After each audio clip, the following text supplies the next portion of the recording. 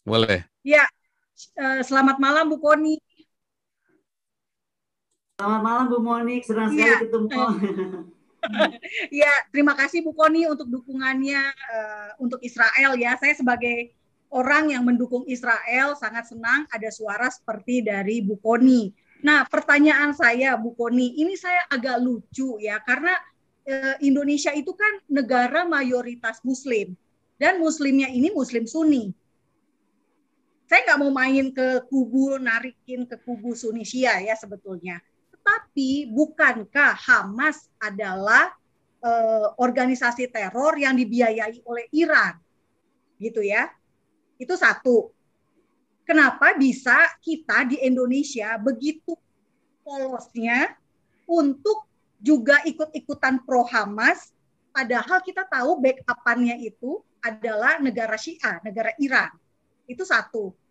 Terus yang kedua, yang menarik juga adalah sebetulnya yang diserang oleh Israel adalah serangan balasan kan, Bu Koni tahu ya pastikan Israel rudal Hamas menyasar Israel sehingga Israel akhirnya membalas serangan dengan demi memproteksi warga negaranya. Nah, kenapa bisa Indonesia sangat begitu reaktif padahal pemerintahan Palestina yang resmi adalah Fatah. Lagi-lagi, ini Fatah sama Hamas aja kita nggak bisa ngebedain di level pemimpin. Gitu ya. Kalau di level bawah, oke lah saya maklum. Tapi ini di level pemimpin gitu loh Bu Koni. Nggak bisa ngebedain geopolitik gitu ya. Nggak bisa membedakan satu partai berkuasa di tepi barat, satunya lagi partai berkuasa di Gaza. Nah, pertanyaan saya Bu Koni, apakah pemerintah kita punya pembisik yang kurang cerdas dalam soal geopolitik, atau memang yang tadi seperti Pak Sang katakan, ini ada kepentingan gitu ya, kepentingan memainkan isu sedemikian rupa sehingga merawat kesalahpahaman dan misinformasi ini dari atas sampai ke bawah. Itu aja Bu Koni, terima kasih. Sebenarnya saya itu nggak dalam posisi menjawab Bu Monik loh. Saya justru mendengar paparan Bu Monik. Kenapa saya jadi mesti jawab Bu Monik? Nah, justru gini Bu Koni, soalnya gini, bukan maaf juga ya, saya lancang bertanya gini ya, kayak menjebak gitu ya bertanya. Enggak, soalnya gini, karena memang ini banyak sekali Pak, saya sendiri nggak ngerti gitu ya, kenapa bisa pemerintah kita seperti ini gitu ya. Mungkin Bapak Ibu yang mengikuti acara ini juga kan timbul pertanyaan, kenapa kok bisa ya pemerintah kita tuh kayak nggak ngerti bahwa yang berkuasa itu kan Fatah gitu. Pemerintah Palestina yang Fatah kan gitu. Kenapa yang dibela tuh Hamas gitu, yang jelas-jelas lawan politiknya sih Fatah. Gitu loh, jadi gini, Bu Monik, kalau saya melihat dari beberapa pertemuan saya membahas tentang Israel, di kita itu benar-benar kita baru ngomong sepotong aja udah langsung wah udah pro Israel gitu. Jadi di kita itu malas baca, malas mengerti, apalagi mau memahami sejarah gitu kan. Jadi itu mungkin juga ada kendala.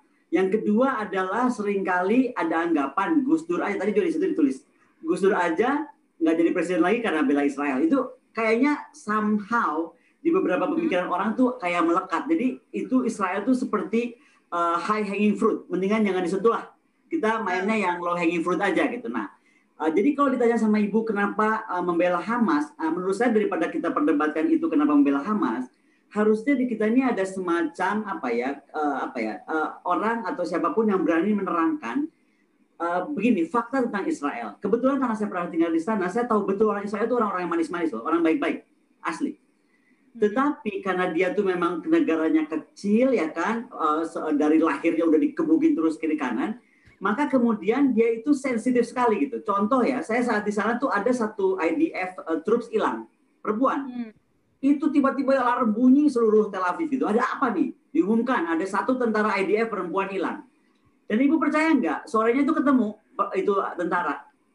Dia tuh ketiduran, jadi nggak balik ke camp. No, this is kayak joking kan? Di kita tentara kita yang mati di Papua aja, kelas cuma mati berapa gitu loh. Loh di sana Bu, tentara hilang nggak lapor, itu jadi satu alarm negeri kan bisa ribut. Nah, menurut saya ini yang mesti diberi pemahaman bahwa karena Israel itu sangat menghormati itu menjadi demikian penting. Yang kedua, Saya pernah berdiskusi dengan salah satu tokoh pers. Dia ngomong gini, lagi ngapain sih Bu Kony katanya, Israel itu membalas dengan rudal, orang dia cuma lemparin roket.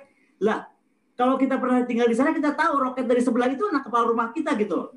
Misalnya saya pernah di Rosaharnikla kan, Rosaharnikla itu kan persimpangan dari sana lempar ya kena rumah kita gitu kan. Nah, jadi menurut saya kalau kita dalam perspektif kacamata kita itu seperti Indonesia, memang iya kalau petasan balas lagi sama petasan kan begitu ya Bu ya. Harus ada yang berani membicara bahwa di sana tuh Israel tuh deket banget gitu, kurung gitu. Jadi salah petasannya rumah orang, bayi kita, bayi orang Israel bisa meninggal atau perempuan Israel bisa meninggal. Yang ketiga, saya cuma mau bilang bahwa media juga punya masalah besar gitu.